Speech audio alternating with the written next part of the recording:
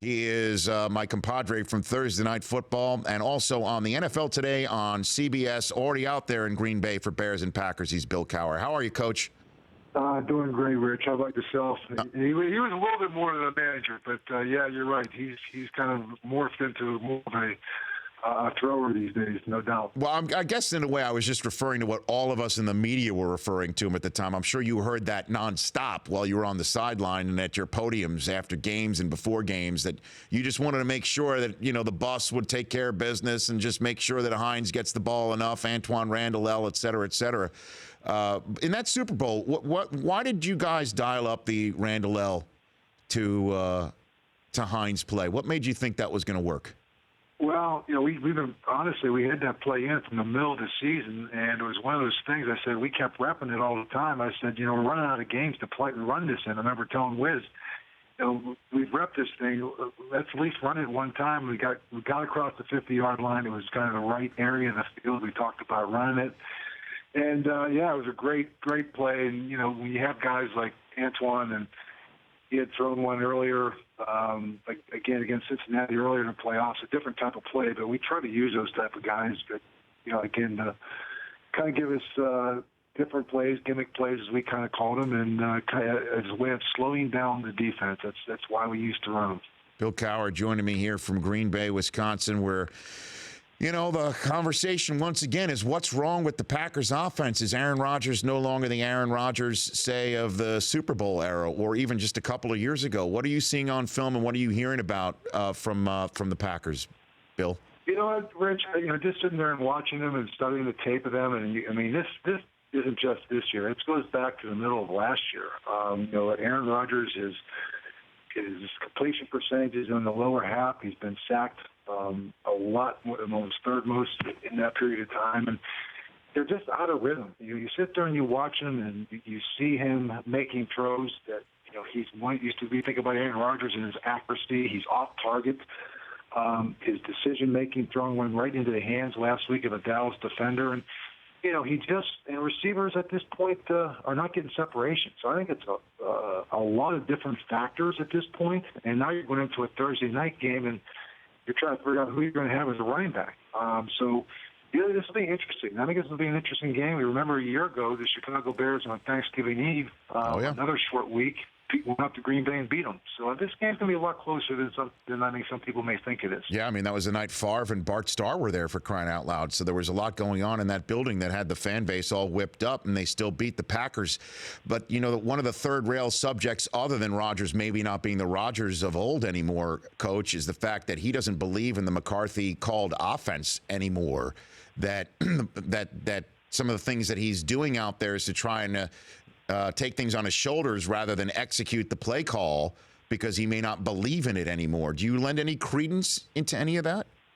Well, listen, I don't. Yeah, I think there's something to it. I mean, there's certainly something that he's uncomfortable with, and we all know that. I think Week 12 last year, Tommy Clements was the lead of the play calling, and Mike took it back. And the one thing I see with this offense, if you remember always Aaron Rodgers, is it was always a very high completion offense. It was, you know, he did through the short game as well as anybody. In many respects, they used it as an extension of the running game.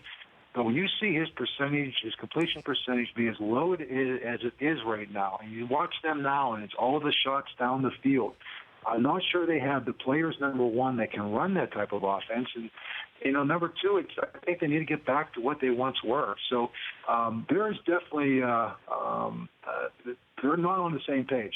And there's no question there's an uncomfortable position that you're seeing Aaron Rodgers in. And I still think he's one of the top quarterbacks in the National Football League. But, you know, you're looking at right now a very, very important game, I think, tomorrow night, because you can't fall too far behind this Minnesota Viking team, which right now I would say is the best team in the AFC and NFC North. Yeah, they're 5-0 going into Philadelphia, coming off a bye week in week number 7 that starts again with Bill Cowher and the rest of the CBS crew with NFL Network having coverage of Bears and Packers on Thursday Night Football. If I had to give you a choice here, more concerned about an offense over the next 4 to 6 weeks, Packers or Steelers minus Big Ben, where would you go? Well, if I would say if Ben's not going to be there for 4 to 6 weeks, I'd be more concerned about the Pittsburgh Steelers. I think when I look at the Green Bay Packers, I think I think they have people in place. I think the line is healthier than it was last year. Jordy Nelson is back. I think it's a question of getting Aaron Rodgers to feel comfortable and getting the running backs back. I think when you look at Pittsburgh, let's face it, that offense, to me, it goes around Ben Roethlisberger. We saw that a year ago when Landry Jones came in, when Ben went out. The playmakers they have, Antonio Brown is one of the top receivers in the league, but, if he doesn't get the ball, there's going to be some frustration there that can happen, and Le'Veon Bell is a good back, but right now they're going to see a lot of 8 in the box, and they're going to force Landry Jones to beat them, and so it'll be interesting to see how they kind of put together an offense. They got D'Angelo Williams and Le'Veon Bell, and it may be more of a two-back attack with them than it is and it's ever been before. But I think Ben is one of those guys. I think he's going to miss. He's obviously going to miss this week. I know I saw the reports 4 to 6, but I think we got to kind of see where it goes with that. He went in and out the same day with the surgery, and so 6 weeks is probably on the long end. So I think we'll see how it unfolds. But there's got to be concern when you don't have the guy who's kind of the engine of that offense. You sound like a coach who's been on the business end of Ben Roethlisberger lobbying to get it back in the game. Sounds like that to me right there. Yeah. Oh, yeah. No, he's going to be there. He's going to make sure he feels comfortable. There's no question, and I think the doctors will. Listen, I think when you look at that division, they still, I think, they're the best team in that division. So, at some point he will come back. I think the one thing you don't want to do is get him back there too early, because the one thing about Ben that makes him a special quarterback is his mobility, is his ability to extend plays. So, certainly if he's uncomfortable with his knees, and with his knee, they're not going to put him out there. But there's a lot of weapons on that offense, and but he certainly is the guy that makes everyone. It makes everything go. And staying in that division, is Vontaze Burfict, Coach Cowher, a dirty player in your estimation? I don't know. I don't know if it's dirty, but I think he tinkers on the side. There's no need to do the things he does.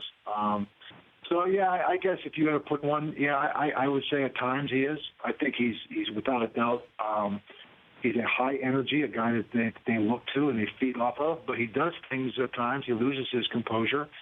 He does things that are unnecessary, and it's disrespectful to the game. So, if he doesn't control himself, he's going to hurt his team again by not being out there. And so he's going to be under a lot of scrutiny. Like you talk about Odell Beckham, the scrutiny that he's been under with his antics, after a catch or after a touchdown. So, a lot of these guys, they bring it on themselves, and but certainly he tinkers on the side of that, because some of the things he does, you just have to wonder, does he have total control of his emotions in the course of the game? Lastly, a 1-5 Jets going to turn to Geno Smith after the latest loss in Arizona. Do you agree with that maneuver by the Jets? Absolutely. I mean, I think, listen, you have Ryan Fitzpatrick, you're 1-5. I think as I watched Ryan Fitzpatrick, I'm not so sure that he wasn't his play was declining more than it was improving. And I would just sit there and say, at this point, you need to find out who your quarterback of the future is, and more importantly, who your quarterback of the future is not. We know where Ryan Fitzpatrick is in his career. You need to give Geno a chance, and I would make the change to Geno right now, and I would commit to him the rest of the year. You need to find out about this young man. Now, the schedule was brutal. There's no question. We all looked at that schedule in the first 6 weeks and say, if they could go 3-3, that'd be good. But they went 1-5. He's got 10 games to audition and see whether or not he can be the quarterback of the future. And I would make that total commitment to him for the rest of the year and find out that indeed this is the guy you want to be your quarterback in 2017. And lastly, I lied. Now this is the last one. The Romo Dak conversation that we're going to all have until we finally get some clarity from Jerry Jones. What would you do in this situation, Coach? Rich, you watched these guys play. Have you seen the Cowboys be more exciting to watch and more of a threat? And and to me, it's been two guys. It's been Dak Prescott and Ezekiel Elliott. Mm-hmm. They have infused energy.